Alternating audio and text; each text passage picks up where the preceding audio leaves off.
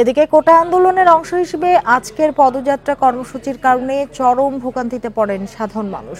কোটা সংস্কার দাবিতে সকাল 11টায় ঢাকা বিশ্ববিদ্যালয়ের কেন্দ্রীয় লাইব্রেরি থেকে বঙ্গভবনের দিকে পদযাত্রা শুরু করেন আন্দোলনকারীরা। এখন জন্ম সনদ দিয়ে খোলো বিকাশ স্টুডেন্ট অ্যাকাউন্ট, নিজের বিকাশ নিজে কর।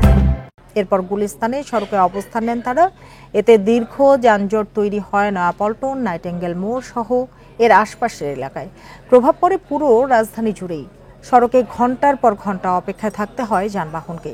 অনেকেই দীর্ঘ সময় অপেক্ষা করে পায়ে হেঁটে রওনা দেন গন্তব্যে।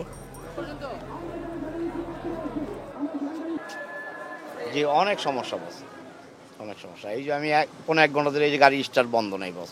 ওই দিক দিয়েও রাস্তা নাকি জ্যাম, এখন বের হওয়ার তো কোনো অপশন নাই। দুর্ভোগের কষ্ট আর কি করবো, অনেকটাই সমস্যা হচ্ছে। এখন যাবো তো অনেক দূরে, যাবো আপনার নিমতরি।